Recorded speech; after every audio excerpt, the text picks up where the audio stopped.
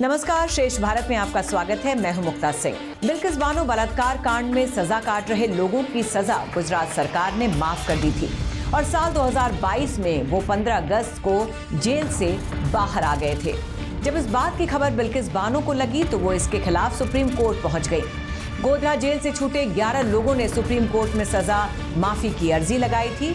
सबसे पहले राधेश्याम शाह ने सुप्रीम कोर्ट में सजा माफी की अर्जी लगाई थी, जिसके बाद सुप्रीम कोर्ट ने गुजरात सरकार को इस मामले पर गौर करने के लिए लिखा था। इसके बाद बाकी बचे 10 लोगों ने भी सुप्रीम कोर्ट में अर्जी लगाकर सजा माफी की अपील की थी।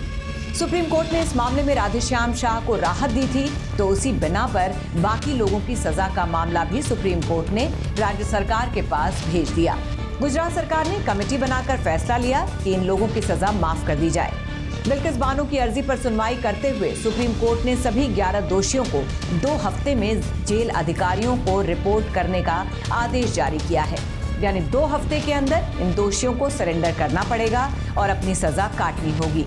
सुप्रीम कोर्ट ने अपने फैसले में ये भी कहा है कि गुजरात सरकार के पास इन दोषियों की सजा माफ करने का अधिकार नहीं है, क्योंकि इस मामले की सुनवाई महाराष्ट्र में हुई है और वहीं की अदालत ने फैसला सुनाया है। लिहाजा महाराष्ट्र सरकार के पास ही इन दोषियों की सजा माफ करने का अधिकार है।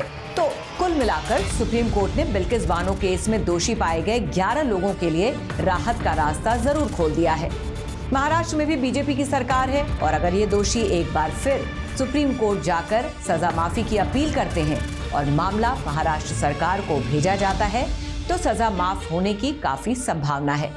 हालांकि कुछ महीनों में ही होने वाले लोकसभा चुनावों को देखते हुए शायद ही इन दोषियों में से कोई अदालत का दरवाजा खटखटाए। हाँ, ये बात जरूर तय है कि लोकसभा चुनाव के बाद ये सभी दोषी दोबारा कोर्ट का दरवाजा खटखटाएं और इन्हें राज्य सरकार राहत दे दे। फिलहाल तो इस मामले को लेकर जमकर राजनीति हो रही है। कांग्रेस और दूसरी पार्टियां बीजेपी को विलन साबित करने में लगी हैं, तो दूसरी ओर बीजेपी ने इस पूरे मामले पर चुप्पी साधी हुई है। कांग्रेस नेता अपने बयान में कह रहे हैं कि बीजेपी जो नारी रक्षा की बात करती है वही बलात्कारियों की सबसे बड़ी संरक्षक पार्टी है। सुप्रीम कोर्ट के इस फैसले के बाद बिल्किस बानो ने इस फैसले पर अपनी खुशी जाहिर की है और कहा है कि उसे सुप्रीम कोर्ट ने इंसाफ दिया है।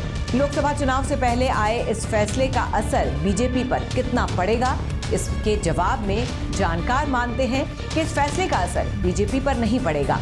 उसकी एक वजह तो ये है कि ये मामला गुजरात का था और पीड़ित और दोषी दोनों वहीं के रहने वाले हैं। गुजरात बीजेपी इस पर कोई अपनी प्रतिक्रिया नहीं दे रही है, वहीं कांग्रेस इस पर बयान तो दे रही है, लेकिन जिस तरह का बवाल करना चाहिए था वो नहीं कर रही है।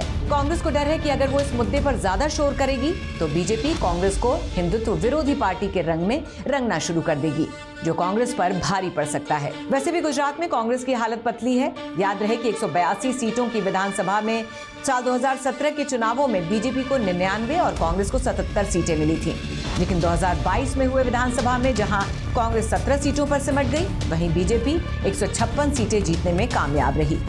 गुजरात में आम आदमी पार्टी को 13% वोट मिले थे और वो कांग्रेस का विकल्प बनकर उभर रही है। हालांकि जानकार मानते हैं कि नुकसान पहुंचाने के लिहाज से आप पार्टी अभी गुजरात में बहुत छोटी है। राजनीतिक विश्लेषकों का कहना है कि गुजरात में बीजेपी बहुत ही मजबूत स्थिति में है और विपक्ष के लिए उसके खिलाफ किसी भी मुद्दे पर लोगों का समर्थन हासिल करना बहुत मुश्किल हो गया है।